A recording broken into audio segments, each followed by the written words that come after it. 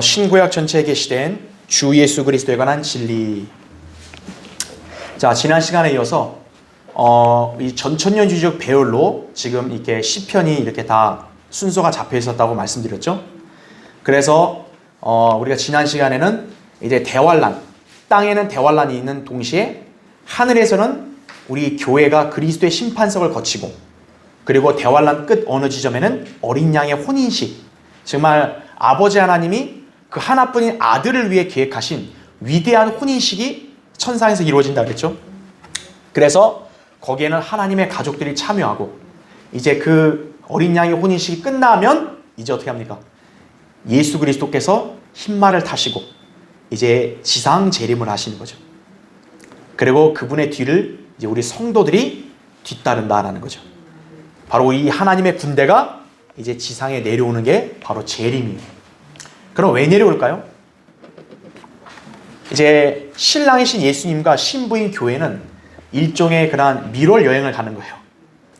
하지만 이 땅에는 주님께서 오시면 이제 하나님을 대적하고 그분의 백성을 괴롭혔던 원수들, 이방 민족들을 싹 쓸어버리려고 오시는 거예요. 그러면서 동시에 어떻게 하냐? 이제 이 땅에 예수 그리스도가 아예 전쟁을 종식시킬 거예요. 사실 전쟁이라는 게 계속 지구 역사상 있어 왔던 것은 어느 정도 그래도 힘의 균형이 있으니까 그래도 전쟁이 일어나는 거거든요. 그러나 예수 그리스도가 오시면은 그분을 감히 대적할 수 없어요. 그분이 딱 이제 평정하시면 이 전쟁은 끝이 나는 거예요. 인간들은 전쟁을 싫어하죠. 왜냐하면 전쟁은 끔찍하거든요. 그러나 인류 역사에서 전쟁이 없을 수는 없어요. 예수 그리스도가 오실 때만 전쟁이 없는 거예요, 이제. 바로 재림 때 전쟁을 그치게 하신다라는 거죠. 자, 오늘 시편 46편입니다. 그게 이제 어린 양의 혼인식을 예언한 45편 다음에 46편에 이제 재림하셔서 전쟁을 그치게 하신다는 말씀이 나옵니다. 그러니까 이 모든 게 전천년주의적 배열인 거예요. 시간 순서가. 그렇죠? 그러니까 시편이 그거를 증거해주고 있는 거예요. 자, 46편을 보시면요. 자, 이제 46편의 1절을 보면 하나님은 우리의 피난처요 힘이시며 고난 중에 나타나시는 도움이시라 이거죠. 우리 찬송가에도 보면 피난처 있으니 환난을 당한 자 주께 오라 그러잖아요. 영적으로 우리가 교훈받기 위해서 찬송을 하는 건데 이거에는 교리적인 의미는 재림이다라는 거죠. 자, 2절을 보니까 그러므로 땅이 없어지고 산들이 바다 가운데로 옮겨진다 해도 우리가 두려워하지 아니하리니 라고 이렇게 말씀합니다. 자, 여러분 먼저 교환을 보세요. 거기 밑에 교환의 첫 번째 보면, 자, 재림 때 이 지상에 어떤 그런 자연현상이 있느냐면요, 엄청난 천체의 변화가 있어요. 그 중에 하나가 이제 땅들이 녹아내려서 없어지는 경우도 있고요. 또 산들이 막 여기저기 옮겨집니다. 왜냐하면 지각 변동이 엄청나게 일어나는 거예요. 그래서 여기 시편 46편 2절에 나온 대로 바로 주님이 재림하기 직전에 바로 그런 징조가 나타난다는 거죠. 그래서 그것들은 없어지고 바닷속으로 옮겨질 것이다. 그래서 계시록 11장 19절, 16장 20절, 20장 보면 다 그렇게 증거해주고 있죠. 그렇죠? 그리고 3절 보시면 바닷물이 노하고 요동할지라도 바닷물이 불어나서 산들이 흔들릴지라도 이거죠. 지금 보면 여러분, 지상에 만약 이런 지각 변동이 나면요, 사람이 공포에 안 들겠어요? 지금 이 집중호우 이거는 아무것도 아닌 거예요. 아니, 땅들이 없어지고 막 바다에 다 잠겨버리고 막 산들이 옮겨지는 거예요. 우리 집 뒷산이 갑자기 어디로 사라져버린 거예요. 사람이 안 까무러치겠어요? 까무러치죠.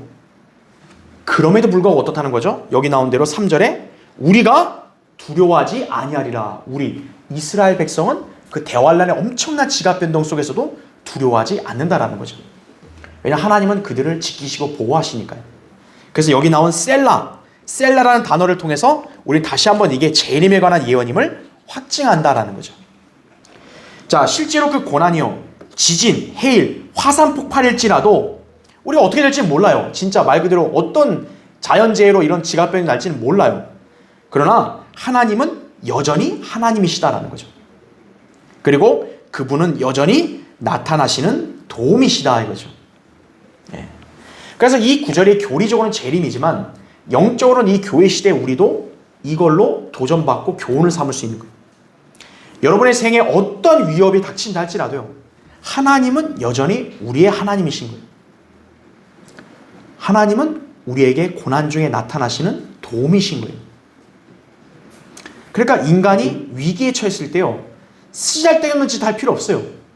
하나님을 바라봐야 되는 거예요. 하나님을 안 바라보고 자기 힘으로 뭘 해보겠다, 그냥 당하는 거예요. 낭패를 당하는 것이에요. 고난 중에 나타나는 도움을 바라야 된다는 것이에요. 그렇죠? 자, 두 번째 보세요.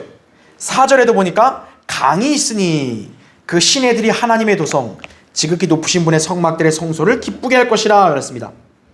자, 이 강은 바로 천년왕국 성전에서 이제 흘러나오는 강을 말하는 거예요. 그러니까 천년왕국에서는 이제 그 지상의 예루살렘이 주님의 보좌 아니에요? 에스겔 47장에 보면 그 보좌를 시작으로 해서 중심에 이제 강이 흘러내린다라는 거죠. 예, 에스겔 47장에 나오죠. 그 천년왕국에서는 지상의 예루살렘에서 이제 강이 흘러나오죠. 그렇죠? 근데 영원 시대는 어떻게 될까요? 새 예루살렘에서 이제 생명수의 강이 흘러나오죠. 계시록 22장 1절과 2절에 보면 이제 영원 시대는 새 예루살렘에서 생명수의 강이 나오고, 천년왕국은 지상의 예루살렘에서 이제 강이 흘러나오고, 그렇죠. 예. 그러니까 여기 나온 4절 말씀, 강이 있으니 그 신애들이 하나님의 도성 이렇게 얘기했을 때는 바로 주님이 거하신 바로 그 도성에서 강이 흘러나오는 걸 말하는 거죠. 예. 그러니까 천년왕국 때는 그거를 이제 거기 잎사귀가 민족들을 치유한다 그랬잖아요. 그렇죠? 예. 그렇게 말씀을 하고 있죠.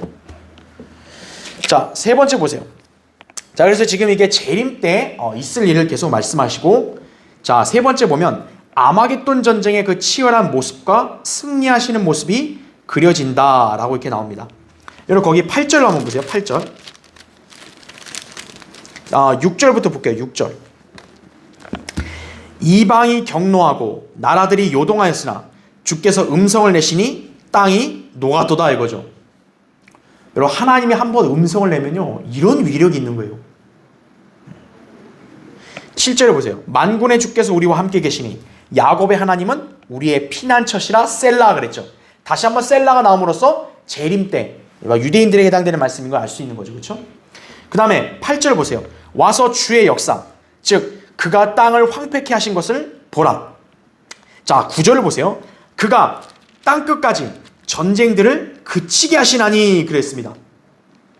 근데 여러분 이 말씀이요, 과거부터 지금까지 한 번도 이루어진 적이 있었나요? 없었어요. 이 온 땅의 끝에서요, 전쟁이 그친 적이 없어요. 유엔이 1945년에 평화를 이루겠다고 창설됐잖아요. 근데 그 허수아비 집단은요, 지금까지 유엔이 창설되고 이르로요 177번 이상의 전쟁이 난 거예요. 그 집단이 있을 이유가 뭐예요? 그렇죠? 주님이 오셔야만 전쟁이 그치는 거예요. 여기 바로 나온 그대로요. 땅끝까지 주님이 전쟁들을 그치게 하신다라는 거죠. 그래서 보세요. 활을 꺾고 창을 두 동강 내시며 병거를 불사르시는도다 이거죠. 이제 무기들이 다 불타 없어지는 거예요. 무기가 없는데 뭘 싸우겠어요. 그렇죠? 10절. 가만히 있으라. 그리고 내가 하나님인 것을 알라. 내가 이방 가운데서 높임을 받으리니 내가 지상에서 높임을 받으리라 이렇게 말씀하고 있죠. 지금 현재 이 세상에서요, 예수 그리스도가 높임을 받지는 않죠. 예수 그리스도가 우습게 알잖아요, 전부 다. 바로 이건 재림 때에 대한 예언이라는 거죠. 재림 때 이제 그분이 전쟁들을 딱 그치게 하신다는 거죠. 왜냐하면 그분이 전사시기 때문에. 가장 막강한 전사니까 다 한 번에 그냥 그 이방 민족 그 대적하는 족속들을 싹 없애버리니까요. 그 무서움에요, 공포에 떨어서 누구도 못 덤비는 거예요. 주님이 이제 전쟁을 싹 그치게 하는 거예요. 이때야말로 비로소 전쟁이 그치게 될 것이다 라는 거죠. 그러니까 지금요 무슨 뭐 영구적 평안이 뭐니 그런 소리는 헛소리인 거예요. 헛소리. 예수 그리스도가 오시기 전에는요 결코 이 지상에 평안은 없어요. 전쟁은 계속 되는 거예요. 지금 보세요. 그 아프간 미군이 철수하자마자 탈레반이 즉시 접수해버렸죠. 뭐 전쟁은 나는 거예요. 계속요. 미국, 중국 그런 나라들은 허수아비예요. 하나님 보시기에는. 자, 네 번째 보세요. 자, 그래서 46편의 말씀은 재림 때 전쟁들을 그치게 하신다라는 것을 말씀을 하는 것이죠. 자, 왜 그치게 하냐? 예수 그리스도가 다 평정하니까요. 그렇죠. 자, 그 밑에 네 번째 보세요. 교환에 한편 60편에서는 자, 이제 10편 잠깐 60편을 넘어가 볼게요. 자, 60편을 보면요. 자, 여기는 이제 우리가 두 가지를 봐야 됩니다. 역사적인 그런 내용과 그 다음에 교리적인 진리를 나눠서 봐야 돼요. 10편, 60편에 여러분 거기 부제목 보니까 다윗의 mik탐이라고 나오죠. 그러니까 여기 60편의 시는요, 역사적으로 다윗이 전쟁에서 승리하고 이렇게 나온 시예요. 자, 다윗 왕이 시리아와 에돔을 쳤을 때 상황을 묘사하고 있다는 거죠. 사무엘하 8장 13절 14절 보면 다윗이 이제 정복 전쟁하면서 이제 시리아와 에돔을 다 쳐서 승리하죠. 자, 그러면 이 60편이 단순히 과거에 다윗이 전쟁했던 것만 묘사하냐? 그게 아니에요. 이 다윗의 정복 전쟁들은 아마겟돈 전쟁을 예표한다는 거죠. 즉 다시 말하면 이 60편은요, 역사적인 내용은 다윗이 주변에 그런 국가를 물리친 거지만 교리적으로 볼 때는 예수 그리스도가 재림 때 그 이방 민족들을 다 멸하시는 것을 나타낸다, 이렇게 보시면 되는 거예요. 예. 왜냐하면 다윗은 예수 그리스도 예표 아니에요. 그렇죠? 예. 자, 예수님께서도 다윗처럼 전쟁으로 땅을 차지하신다 그랬죠. 다윗은 한 번도 다윗은요, 이스라엘의 전성기의 기틀을 다질 때요, 무슨 평화로 해서 다 이렇게 한 게 아니고 다 전쟁을 한 거예요. 전쟁으로, 무력 전쟁을 통해 주변 이방 족속들을 다 굴복시킨 거예요. 그들이 나서 솔로몬이 어떻게 한 거죠? 이제 화평의 통치를 한 거죠. 솔로몬이. 예. 그러니까 다윗은 전쟁으로 다 땅을 차지했다 이거죠. 예수 그리스도도 이 땅에 오실 때 무슨 타협을 한다든지 협상을 하는 게 아니에요. 그분도 무력으로 전쟁을 치러서 그 땅을 차지하신다는 거죠. 그러고 나서 마침내 의와 화평으로 천년을 통치하시는 왕이 되실 것이다 이거죠. 그래서 제가 예전에 한번 강의한 적 있잖아요. 다윗과 솔로몬을 낳았을 때 다윗은 정복 전쟁으로 주변 이방국들을 다 이렇게 점령했고 차지했던 거고, 솔로몬은 이제 그 뒤를 이어서 화평의 통치를 했다 그랬죠. 그 둘이 바로 예수 그리스도를 다 예표하는 거예요. 그러니까 예수 그리스도는 다윗처럼 먼저 내려와서 전쟁으로 주변 이스라엘 주변 국가들을 다 휩쓸어버리고 점령하고, 그 다음에서야 이제 천년왕국을 수립해서 이제 그 화평의 통치를 이제 실현하신다라는 거죠. 그러니까 다윗과 솔로몬을 이렇게 분리되어 있지만 사실은 다 예수 그리스도의 다 재림과 연관된 예표들이다 말씀드렸죠. 그러니까 여기에 다윗도 바로 예수님의 예표인 거예요. 예. 그 이 시편 60편은 그래서 그리스도께서 재림하셔서 아마겟돈 전쟁을 치를 거에 대한 예언적인 진리다 보시면 됩니다. 자, 밑에 보세요. 괄호 1번. 다윗은 6절부터 9절에서 그 승리를 노래한다 그랬어요. 수콧, 길르앗, 여기가 어디냐면 요단강 동편 지역이에요. 그 다음에 에프라임과 므낫세, 여기는 어디냐면 북왕국의 영토입니다.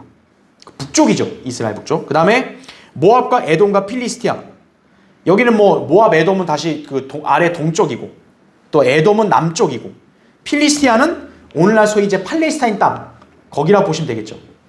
그래서 거기가 모두 유다에 계신 입법자께 굴복한다라는 거죠. 다윗이 이 그 정복 전쟁에서 승리의 노래를 할 때 예언적으로 이게 나온 게 왜 그러냐면, 바로 주님이 재림하시면 그 이스라엘 팔레스타인 땅을 중심으로 해서 동쪽, 남쪽, 북쪽 여기 다 어떻다는 거예요? 다 쓸어버리신다라는 거예요. 예. 그분께 다 굴복한다라는 것을 말씀하는 거예요, 여기서. 자, 괄호 2번 보세요. 그래서 여기에 정복 전쟁은 모두 그리스도의 재림을 예표한다 하죠. 다윗처럼 예수님도 주변 민족들을 멸하시고 복속시키실 것이기 때문이다 그랬어요. 그래서요, 이사야 13장부터 21장에 보면 이스라엘 주변의 그 이방 그 국가들에 대한 심판에 대한 예언이 나와요. 그러니까 그게 뭐냐? 바로 재림 때 있을 예언이라는 거죠. 그러니까 주님이 재림하시면 이스라엘을 둘러싸고 이스라엘을 괴롭힌 그 원수들이 다 뭐냐면 거의 다 모슬림 국가들인 거예요. 뭐 이게 에돔, 모압, 암몬 다 이렇게 전부 다. 그러니까 주님이 재림하시면 이제 그 주변 국가들을 다 어때요? 심판하신다라는 거죠. 그래서 이사야 13장부터 21장에 보면 여러 국가들이 나와요. 뭐 모압이랑 암몬이랑 그 다음에 또 뭐 이렇게 필리스티안이라든지 이집트라든지 이런 나라들의 심판을 예언하고 있어요. 또 아모스 1장 3절부터 2장 3절까지 보면 역시 또 이방 국가들이 여러 국가가 나와요. 뭐 모압, 암몬, 에돔 뭐 여러 가지 국가들이 나옵니다. 예, 시리아까지 그렇게 해서 다 나오죠. 그래서 그 이방 민족들에 대한 그 책망과 심판, 멸망이 왜 나오냐면 바로 재림 때 주님이 그렇게 하신다라는 걸 말씀하는 거예요. 그래서 성경의 이 말씀을요, 여러분이 예언을 믿지 않게 되면 어떻게 돼요? 성경이 아예 틀려버리게 되는 거예요. 왜냐하면 이 주변 국가들이 과거에 역사적으로 그냥 망했습니다. 이걸로 끝나는 게 아니에요. 반드시 이 국가들이 이스라엘을 괴롭히고 압제하는 그런 위치에 쓸 거고, 주님이 재림하면 이제 그걸로 그들을 심판하시고 이스라엘이 이제 천년왕국 때 우뚝 서야 되는 거예요. 그러니까 그렇게 돼야 이 구약의 모든 예언들이 다 궤를 맞추는 거예요. 그래서 우리가 이 예언을 공부할 때는 절대 과거 역사 하나로 생각하면 안 된다는 거예요. 그렇죠? 자, 그래서 예수 그리스도께서는 이스라엘 주변국들을 재림 때 다 치실 것이다라는 거죠. 네. 그 국가들은 다 예외가 없는 거예요. 자, 괄호 3번 보세요. 특히 주님께서는 유대인들을 잠시 내버리셨고 그들의 군대와 함께 나가지 않으셨지만 이거죠. 분명히 주님은 이스라엘을 처음에는 같이 안 하셨죠. 예. 그러나 재림 때는 그들과 함께 나가시어 전쟁을 직접 지휘하시고 승리하실 것이다. 그러면 유대인의 원수들은 이때 발 아래 짓밟히게 될 것이다 라는 거죠. 여러분, 이게 얼마나 긴박한 순간이고 이걸 얼마나 극적으로 짜릿하게 주님이 그걸 뒤집으시는가를 여러분이 한번 보시려면 스가랴 한번 보세요. 스가랴 14장 한번 보세요.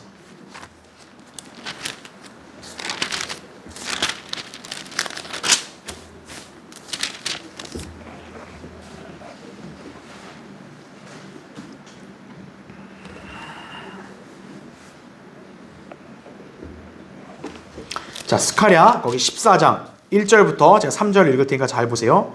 보라, 주의 날이 오나니 내 약탈물이 내 가운데서 나뉘리라 하죠.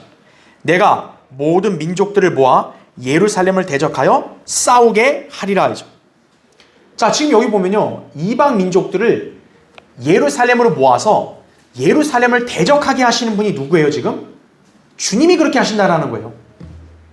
그래서 보면 성읍은 함락되고 집들은 강탈당하며 여자들이 욕을 당하고 성읍의 절반이 사로잡혀 갈 것이나 백성의 나머지는 성읍에서 끊어지지 아니하리라 그랬어요.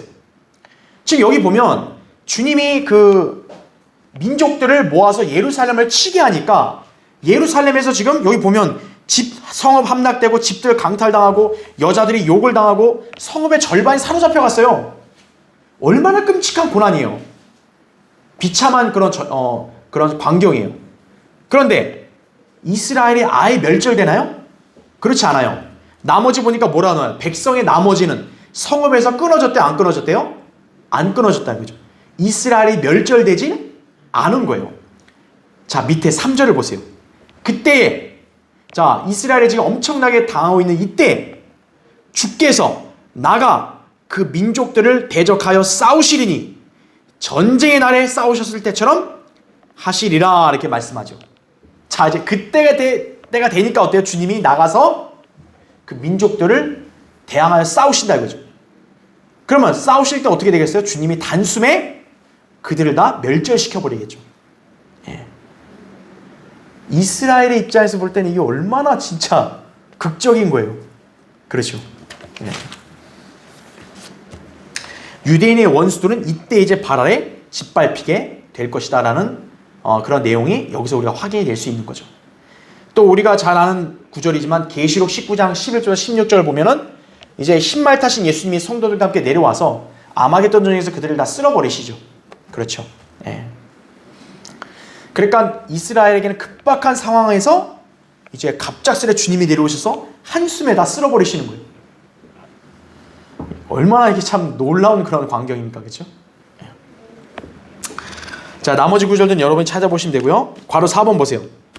자, 그래서 다시 시편 그 60편에 보면은 이제 주님이 그쪽에서 이제 다 이방 민족들을 이렇게 심판하시면서 8절에 이렇게 나와요. 모압은 내 목욕통이요 에돔이로 내 신을 던지리라. 필리스티아야 너는 나로 인하여 승리의 함성을 지르라 라는 말이 나와요. 좀 어려운 구절이에요. 우리가 이걸 정확히 해석하기는 좀 어렵지만 생각해 봐야 될 게 다른 이방 국가들은 지금 멸망을 얘기하는데 필리스티아는 오히려 소리를 지르라 그래요. 승리 함성을 지르랍니다. 필리스티아는 오늘 여기 오늘날 소위 팔레스타인 있는 그 팔레스타인 땅을 말하겠죠. 그럼 거기가 왜 소리를 지를까요? 거기 8절에 나온 대로 너는 나로 인하여 승리 함성을 지르라 그랬어요. 여기서 나가 누구냐? 바로 하나님, 주님을 말하는 거예요. 필리스티아가 진짜 승리해서 이긴 게 아니라 주님으로 인해서 필리스티아가 소리를 지른다라는 거죠. 왜 그럴까요? 바로 주님이 재림하시면 지금 필리스티아들이 거주하고 있는 그 팔레스타인 땅이 전 세계 중심 바로 지역이 될 것이기 때문이에요. 주님이 바로 거기에 있는 예루살렘에 거하시기 때문에 그 승리자이신 주님이 계시는 그 땅이니까 필리스티아가 소리를 지르라 이렇게 말씀했다고 볼 수 있는 거죠. 그렇죠. 다른 국가에 대해서는 거의 뭐 이렇게 심판을 얘기했는데 필리스티아가 승리 함성을 지른다는 말은 바로 필리스티아들이 있는 팔레스타인 땅이 이제 주님이 재림하시면 전 세계 수도가 되기 때문에 그런 거죠. 예. 그러니까 그 땅은 좋은 거죠. 그렇죠. 다만 그 가짜 거주자들 팔레스타인들은 그때 이제 다 박살나는 거고, 예. 이스라엘 그 땅에 하나님께서 딱 정해주신 주인 이스라엘이 이제 거기에 거하게 되는 거죠. 자, 그래서 거기 나머지 구조는 이제 보시면 되고요. 자, 밑에 5번째 보세요. 주님이 재림하시면 민족들을 심판하시고 마침내 의와 화평의 천년왕국이 도래하게 된다 그랬습니다. 자, 이거 이사야 한번 찾아볼게요. 이사야 여러분 2장 한번 보세요.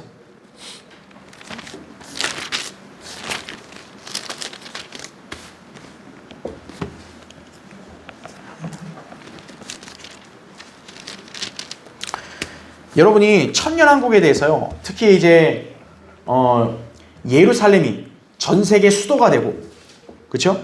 그리고 전쟁이 그치고 진정한 평화가 온다는 구절을 어디서 찾습니까? 하면 여러분 이걸 그 중에 하나 찾으시면 되는 거예요. 이사야 2장을 보시면요, 1절 보세요. 아모지 아들 이사야가 유다와 예루살렘에 관하여 본 말씀이라. 마지막 날들에 주의 전의 산이 산들의 정상에 세워질 것이요 작은 산들 위에 높아지리니 모든 민족들이 그곳으로 몰려들 것이라 이거죠. 여러분 보시면 모든 민족들이 그 주의 전으로 다 모인대요. 과거에 이런 적이 있었어요? 이 땅의 온 민족들이 하나님의 전으로 다 모이는 거예요. 그래서 다시 말하면 뭐예요? 천년왕국 때는 온 세상의 사람들이 다 하나님을 믿는 거예요. 전부 믿게 되는 거예요. 안 믿게 되면 다 죽는 거예요. 다 불못으로 가는 거예요. 그 3절 보세요. 많은 백성이 가며 말하기를 너희는 오라 우리가 주의 산에 야곱의 하나님의 전에 올라가자. 그리하면 그가 그의 길을 우리에게 가르치실 것이며 우리는 그의 길에서 행하리니. 그러니까 여기 사람들이 다 그렇게 고백하는 거예요. 다 우리가 하나님 산에 전에 가서 배우자 이거예요. 그럼 배우면 주님이 우리를 가르치신다 이거죠. 우리는 그대로 하겠습니다. 지금 이렇게 고백하는 거예요. 자 보세요. 이는 율법이, 자 율법이란 말이 갑자기 나와요. 율법이 어디서 나온다 그래요? 시온에서 나오며 주의 말씀은 예루살렘으로부터 나올 것임이라 하리라 이거죠. 이거는 결코 과거의 출애굽 때가 아니에요. 왜냐하면 모세는 율법을 어디서 받았어요? 시내 산에서 받았어요. 예루살렘에서 받은 게 아니에요. 시내 산에서 받았어요. 율법을. 근데 여긴 율법이 어디서 나온다 그래요? 시온, 예루살렘에서 나온다 그래요. 천년왕국 때 해당되는 예언이에요. 왜냐하면 천년왕국 때는 그 말씀을 선포하시는 주님이 그 예루살렘에 계시니까요. 자, 4절을 보세요. 그가 모든 민족들 가운데서 심판하시며, 자, 이게 중요한 말씀이에요. 모든 민족들 가운데 주님이 심판하세요. 그 다음에 많은 백성을 책망하시리니, 이거죠. 이게 바로 먼저 심판을 먼저 선행하시는 거예요. 그 다음 보세요. 그들이 자기 칼들을 두들겨서 보습을 만들며 자기 창들을 두들겨서 낫을 만들 것이요, 민족이 민족을 대적하여 칼을 들어올리지 아니할 것이며 그들이 더 이상 전쟁을 배우지 아니하리라, 이렇게 말씀하고 있죠. 지금 이 말씀의 뜻이 뭡니까? 칼과 무기를 안 만들고 다 뭐 만들어요? 농사 짓는 기구를 만들어요. 전쟁이 없다는 거죠, 이제는. 네. 근데 중요한 건 그 전쟁이 없는 평화를 이루시기 전에 먼저 조건으로 뭐부터 먼저 하시는데, 주님이 모든 민족들 가운데서 심판이 먼저 있어야 평화가 있는 거예요. 의와 화평인 거예요. 의가 없는 평화는 없어요. 예. 한반도의 평화 그따위 소리는 그건 헛소리예요, 헛소리. 의가 먼저 선행되고 그 다음에 이제 화평이 있는 거예요. 예. 그래서 유엔과 세상 이 정부 당국의 정치인들은 모두 거짓말쟁이들이다 보시면 되는 거예요. 예수 그리스도가 오셔서 먼저 의를 이루셔야 돼요, 심판으로. 그런 다음에 화평이 있는 거예요. 자, 흥미로운 건요, 이 이사야 2장 4절에요, 유엔의 그 벽에 이제 게시가 되어 있거든요. 근데 웃긴 게 뭐냐면요, 아까 제가 얘기했던 심판이랑 책망이 있죠. 딱 요 부분은 다 빼버리고 칼을 두들겨 보습 만들고 요것만 딱 유엔의 자기네 벽에다가 그렇게 게시해 놓은 거예요. 하나님 말씀을 자기들 멋대로, 자기들 유리한 대로 갖다 껴 맞춘 거죠. 그래서 하나님이 유엔을 쓸어버리시는 거예요. 하나님의 엄중한 말씀을요, 인간이 멋대로 훼손하잖아요. 하나님이 그 사람 반드시 파멸시키는 거예요. 여러분도 꼭 주의해야 되는 거예요. 우리 하나님 말씀을요, 존중하고 순종하고 그대로 받아들여야죠. 이 말씀을 자기가 함부로 변개시키면 안 돼요. 하나님이 그 사람의 생을 다 파멸시켜버리는 거예요. 하나님 말씀은 엄중하기 때문이에요. 자, 그래서 유엔은 이제 멸망이 곧 닥칠 거다 이거죠. 자, 이제 밑에 보세요. 자, 그래서 이제 재림 때 전쟁을 그리스도께서 그치게 하신다 그랬죠? 그러면 어떻게 되냐? 천년왕국이 되면 이제 승리의 찬가가 불러지겠죠. 우리 보통 승리하고 개선하면 막 이렇게 칭송하잖아요. 예수 그리스도가 승리했기 때문에 이제 그분을 찬양하는 그런 찬송과 찬가가 넘칠 거다라는 거죠. 자, 그게 시편 47편, 48편에 또 이어서 나오고 있는 것이. 자, 먼저 교환을 보세요. 밑에 첫 번째. 주님께서 대환란 끝에 나타나 전쟁에 승리하심으로써 그분에 대한 찬가가 울려 퍼지는 모습을 묘사한 게 시편 47편이다 이거죠. 이때 그분은 8절에 보면 그의 거룩하심의 보좌에 앉으셨다 그랬어요. 그리고 7절에는 온 땅의 왕이다라고 표현을 하고 있고요. 2절에는 온 땅을 통치하시는 위대하신 왕이시다라고 표현하고 있는 거예요. 자, 그럼 보세요. 밑에 1번. 주님은 이스라엘을 위해서 이방과 싸워 승리하신다 그랬죠. 그래서 1절에 보면 오 너희 모든 백성들아 손뼉을 칠지어다, 승리의 함성으로 하나님께 소리칠지어다, 이런 외침이 있는 거예요.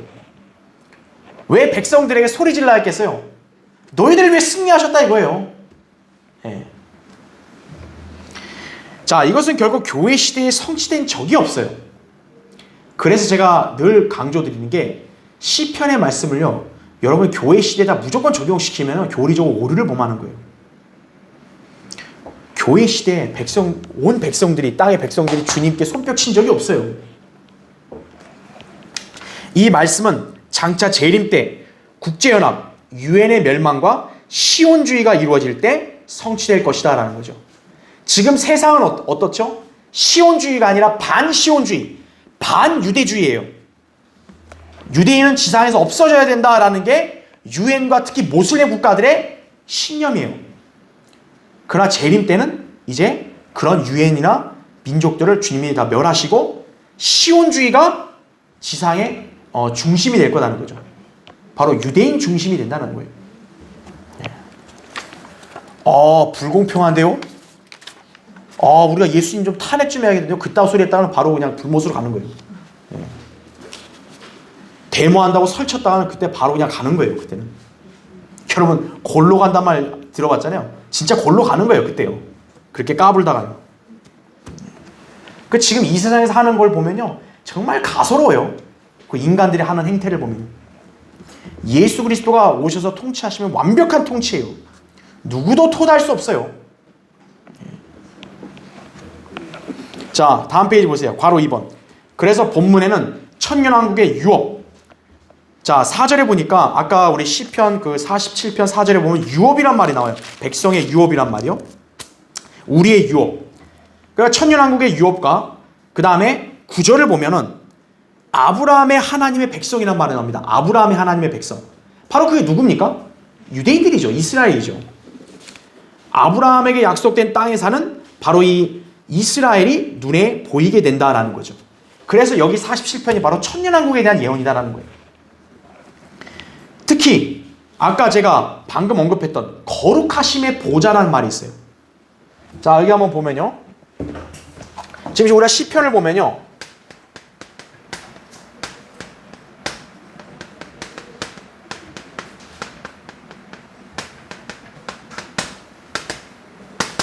그의 거룩하심의 보좌라는 말이 있습니다. 자, 이거를 일반 교회 사람들은요, 이거를 마치 무슨 뭐 영적이라든지요, 아니면은 하늘의 보좌로 이렇게 해석을 해요. 즉, 하늘에 주님이 우편에 앉아 계신다. 이렇게 해석하는 거예요. 지금 시편에 이거는 이게 아니에요. 그렇죠. 예. 이게 아니고, 바로 여기 그의 거룩하심의 보좌는 뭘 말하는 거냐? 지상에 있는 문자 그대로 예루살렘의 보좌를 말하는 거예요. 즉 예전에 바로 예수 그리스도께서 누구의 씨로 오신 거예요? 다윗의 씨, 다윗의 아들로 오셨잖아요. 바로 그 다윗의 보좌라는 거죠. 이 다윗의 보좌를 말하는 거예요. 거룩하심의 보좌는. 지상의 예루살렘.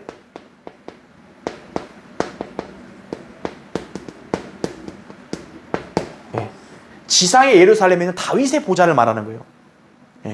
이 다윗의 보좌에 주님이 물리적으로 앉아서 물리적으로 통치하신다는 거예요. 그게 예언이에요. 추상적인 게 아니라는 거죠. 자, 구약에서는 다윗의 보좌라 그랬어요. 그런데 이거를 그냥 다윗의 보좌라고 안 하고요. 구약에서 또 뭐라고 또 얘기하냐면 이걸 주의 보좌라고 또 그래요. 주의 보좌. 예루살렘은 다윗의 보좌라 그랬잖아요. 그런데 예언적으로 구약에서 그걸 주의 보좌라 그래요. 왜 그렇죠? 그 보좌는 옛날 다윗이 앉은 걸로 끝난 게 아니고 장차 주 예수 그리스도께서 그 보좌에 앉으실 거기 때문에 다윗의 보좌를 주의 보좌라 그러는 거예요. 이거에 대해서는 이제 여러분이 이제 성경 구절을 한번 찾아볼게요. 그 역대기상 한번 보세요. 역대기상 29장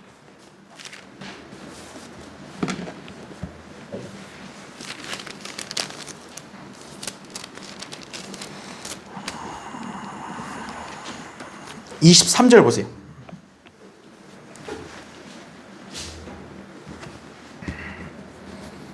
자, 역대기상 29장 23절을 보면요.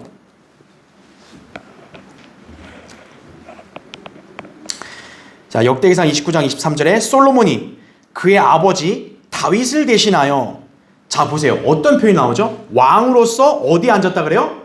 주의 보좌에 앉으니 번영을 이루었으며 이렇게 나오죠. 아니, 자기 아버지 다윗이 앉은 거면 다윗의 보좌 아니에요.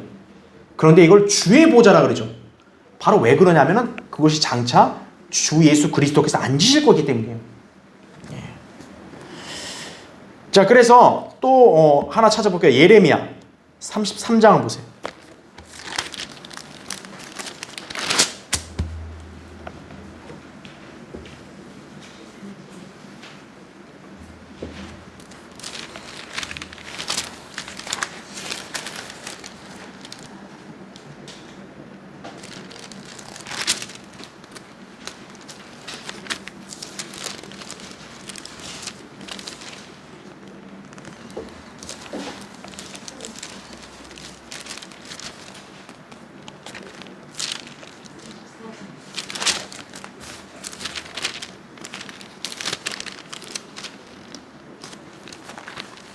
자, 33장 15절을 보면요. 내가 그날들 그리고 그때 의로운 가지를 다윗에게 자라게 하리니 그가 이 땅에 심판과 의를 실행하리라. 그날들에 유다가 구원을 받겠고 예루살렘은 안전하게 거하리라. 이것이 그 이름이니 성읍은 주 우리의 의라 불리리라 이거죠. 이것 때문에 바로 다윗이 앉는 예루살렘의 보좌를 주의 보좌라고 말하는 거예요. 바로 그 성읍을 뭐라고 불러요? 주 우리의 의다 부르는 거예요. 왜냐? 바로 그 주님께서 계시니까요. 예. 그래서 누가복음 1장에 보면은 이제 마리아에게 천사가 나타날 때 천사가 그 마리아가 이제 잉태하여 낳을 아이를 예수라 그러면서 그에게 그의 조상 다윗의 보좌가 주어졌다고 말해요. 누가복음 1장 30절 33절에 보면 그렇죠? 그러니까 다윗의 보좌가 되는데 그 다윗의 보좌가 바로 주의 보좌라는 거죠. 예수 그리스도께 그 보좌가 주어졌기 때문에 다윗의 보좌를 주의 보좌라 부르는 거예요.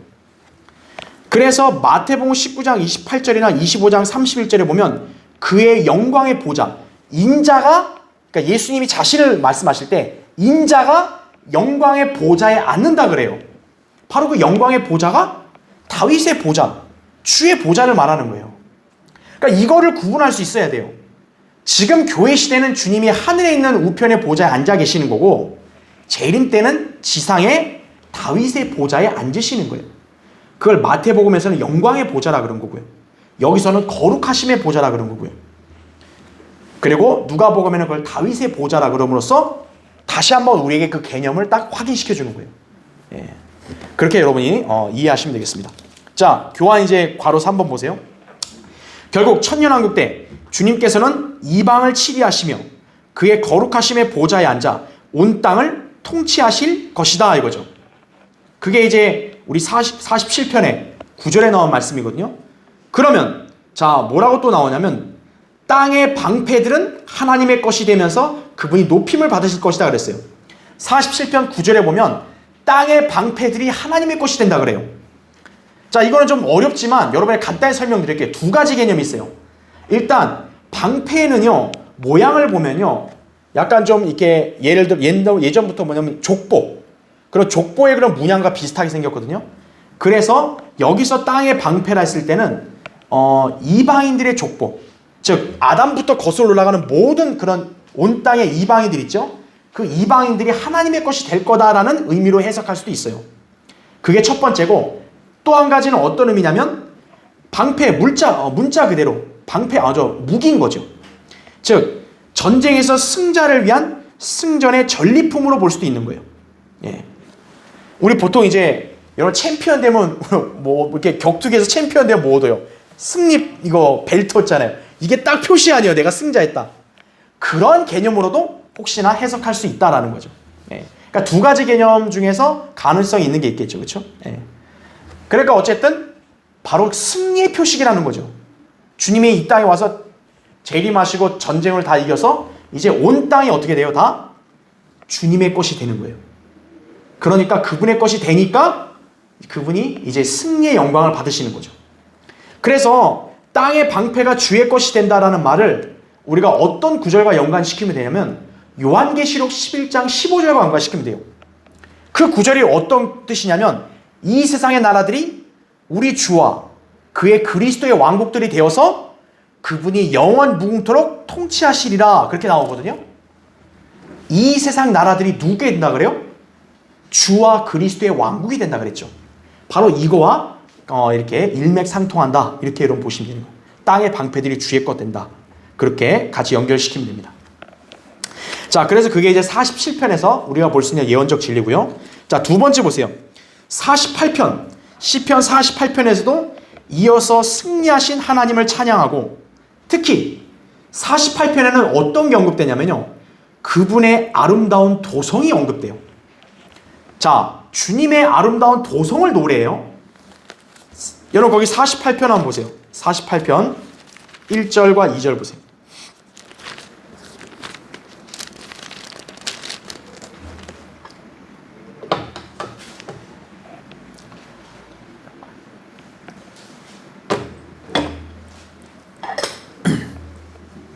자, 48편 1절을 보면 주는 위대하시니 우리 하나님의 도성과 그의 거룩한 산에서 크게 찬양받으시리로다. 자, 2절을 보세요. 북편에 있는 위대한 왕의 도성 시온산은 그 자리 잡은 곳이 아름다우며 온 땅의 기쁨이니 이렇게 말합니다. 여러분 이 구절을 잘 제가 예전에 한번 구분해서 보라 그랬죠. 왜 그러냐면 하나님의 도성 이거는요 한 개만 있는 게 아니에요. 두 개가 있어요. 바로 어디에 있는 거예요? 하늘과 땅에 있는 거예요. 자, 시온산 지상의 예루살렘이죠. 근데 시온산은 어디에도 있는 거예요? 셋째 안에도 있는 시온산이라 그래요. 예. 그리고 예루살렘도 땅에 예루살렘이 있고 하늘에도 예루살렘이 있다고요. 새 예루살렘이죠. 그러니까 예루살렘도 두 개인 거예요. 도성도 두 개인 거예요. 그러니까 이거를 잘 구분하지 않게 되면 혼돈스럽게 되는 거예요. 그러니까 48편 1절은 지상의 어떤 도성을 언급할 수도 있겠지만 2절은 이거는 무조건 하늘의 도성을 말하는 거예요. 왜냐? 시온산, 지상의 예루살렘 시온은 거의 어떻게 보면 동쪽에 있거든요. 근데 여기는 지금 북편이라 그러잖아요. 여러분 제가 얘기했죠? 북편하면 항상 어느 방향이에요? 셋째 하늘, 하나님이 계신 셋째 하늘을 진북 방향이라고 그러잖아요. 그렇죠? 예. 그래서 1절과 2절은 특히나 잘 구분을 할 수 있어야 된다는 거죠. 자, 그럼 48편은요. 하나님을 찬양하는 시를 할 때 그분이 거룩한 산에서 찬양받는다 그래요. 왜냐? 그분이 거기에 거하시니까요. 그렇죠. 자, 그럼 다시 교환으로 하세요. 괄호 1번 보세요. 자, 주님이 내려오시기 전에 지상에는 그분을 대적하는 누가 있어요? 왕들이 있다 이거죠. 그래서 거기 48편 아까 4절 보세요. 4절. 보라, 왕들이 모였다가 함께 어떻게 돼요? 지나갔다 그러죠. 왕들이 모였어요. 왜 모여요? 그분을 대적하려고 모인 거죠. 요한계시록 19장 19절에 보면 적그리스도와 또 그 휘하에 왕들이 같이 모였다가 아마겟돈 전쟁에서 완전히 박살나는 거죠. 이제 불못으로 가는 거죠. 그렇죠? 자, 괄호 2번 보세요. 주님이 오시면 유대인 남은 자들은 하나님께서 자신들에게 약속하신 예언이 이루어졌다는 사실을 증거하게 될 것이다 그랬어요. 거기 8절을 보세요. 우리가 들은 바대로 우리가 만군의 주의 도성에서 우리 하나님의 도성에서 보았나니 하나님께서 그것을 영원히 세우시리이다. 셀라. 또 여기도 뭐가 나옵니까? 셀라가 나오죠. 지금 유대인들이 자기들이 하나님이 자기들이 약속한 걸 이루는 걸 봤대요. 그게 어디서 나오는 걸 본 거예요? 하나님의 도성 예루살렘에서 나온 걸 본 거예요. 다시 말하면 예루살렘에서 통치하시는 주님으로 말미암아 세상에는 진정한 평화가 온다라는 거예요. 유대인들이 그거를 증거하는 거예요. 자, 에스겔 40장부터 48장에 보면 천년왕국 도성이 나오죠. 그리고 스가랴 14장에도 이제 이방 민족들이 하나님께 경배하러 오죠. 학개 2장에도 보면 특히 학개 2장 9절을 보면 이 나중 집의 영광이 먼저 집의 영광보다 크다라고 말합니다. 그 나중 집이 바로 천년왕국 성전을 말하는 거예요. 그 주님이 거기에 평화를 주신다 그랬어요. 바로 그 천년왕국 때 그 예루살렘에 있는 그 주의 전을 통해서 이제 평화의 통치가 이제 완전히 이루어지는 거죠. 그거를 유대인들이 확실히 보았고 증거하는 거예요. 그거를 이제 남은 자들이요. 괄호 3번 보세요. 이제 땅에 있는 예루살렘은 영원히 견고하게 될 것이고 이거죠. 여러분 예루살렘이 다시 또 뭐 누군가에게 뺏기고 막 전쟁을 황폐화될까요? 예루살렘이? 그럴 리 없다는 거죠. 나중에 계시록 20장에 보면은 천년왕국이 끝나면 사탄이 풀려나서 다시 한번 반역을 일으키지만 그러나 그 반역은 금방 진압되죠. 하늘에서 불이 내려와서 다 쓸어버리죠. 예루살렘은 다시는 안 무너지는 거예요. 천년왕국 때 주님이 예루살렘을 견고하게 영원히 세우셨기 때문에 다시는 안 무너지는 거예요. 그것은 흔들리지 않는다라는 거죠. 그러므로 본 시편 기자가요. 하나님의 위대하심만 찬양하는 게 아니라 그분의 아름다운 도성도 노래하는 거예요. 왜죠? 하나님이 그 도성을 영원히 견고하게 하셨으니까. 그거를 말한다 보시면 됩니다. 자, 밑에 세 번째 보세요. 무엇보다 하나님에 대한 찬양, 그분의 이름을 따른다라고 거기 10절에 보면 나와요. 오 하나님이여 주의 이름을 따라 주의 찬양도 땅끝까지 미쳤으며 주의 오른손은 의로 충만하나이다 그랬죠. 여러분, 주의 이름, 온 땅의 민족들에게 높임받는 주의 이름이 어떤 이름이에요? 바로 예수죠. 빌립보서 2장 10절에 나온 대로 이제 예수라는 이름이 이제 온 땅에서, 그렇죠, 가장 높이 찬양을 받게 될 것이다라는 거죠. 지금은 이 멋모른 인간들이 예수라는 이름을 그렇게 얕잡아 보는데, 그때는 예수라는 이름이 가장 높다라는 거죠. 예수라는 이름 뜻 자체가 여호와께서 구원하신다는 뜻이잖아요. 그렇죠. 또 주의 오른손, 아까 10절에 오른손이 의로 충만하다 그랬죠. 시편에 보면 예언적으로 주의 오른손은 예수 그리스도를 지칭합니다. 그러니까 이 구절은 정확하게 예수 그리스도에 대한 예언인 거예요, 이게. 자, 그렇게 볼 수 있겠죠. 자, 그 다음 밑에 네 번째, 시편 65편 9절부터 13절은 천년왕국 때 땅의 회복을 노래하고 있다, 그렇게 나옵니다. 자, 이거는 시간이 없으니까 제가 여러분 그 교환에 표시해 놓은 거 그대로 읽으시면 돼요. 그 65편 9절부터 10절을 보면 주께서 땅에 찾아오셔서 물을 대시니 주께서 물이 가득한 하나님의 강으로 땅을 크게 풍요케 하시나이다. 주께서는 그처럼 땅을 예비하신 후에 그들에게 곡식을 주시나이다. 주께서 바디랑에 물을 풍성하게 주시어 고랑을 고르게 하시며 소나기로 땅을 부드럽게 하시고 거기에서 싹이 나도록 복 주시나이다, 이거죠. 천년왕국 때는 농사가 완전히 풍년인 거죠. 주님이 강에 물을 대신 거죠. 천년왕국 성전에서 아까 강이 흐른다 그랬잖아요. 그리고 이렇게 그 강을 풍요하게 하신 후에 곡식을 주신다, 그렇게 말합니다. 특히나 그 중에서 이제 이스라엘은 이제 엄청나게 번성하게 되는 거죠. 풍요를 누리는 거죠. 그러니까 천년왕국에 왜 가능하냐면, 천년왕국은 이제 땅이 새롭게 되는 때예요. 그 마태복음 19장 28절에도 나오고, 그리고 또 사도행전 3장에 보면은 땅을 새롭게 하시는 때라 그랬어요. 세상을 새롭게 하신다 그랬어요.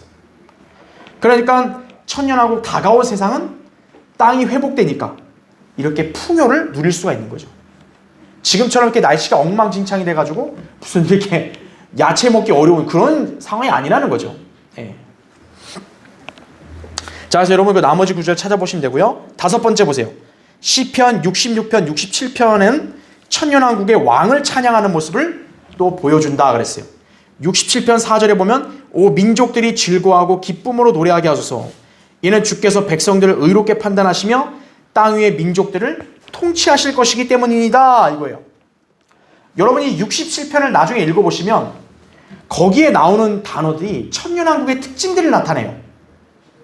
주로 어떤 단어가 나오냐면 기쁨, 즐거움, 복, 노래, 자비, 찬양, 의, 소산이에요. 여러분 이런 세상을 한번 살아본 적 있어요?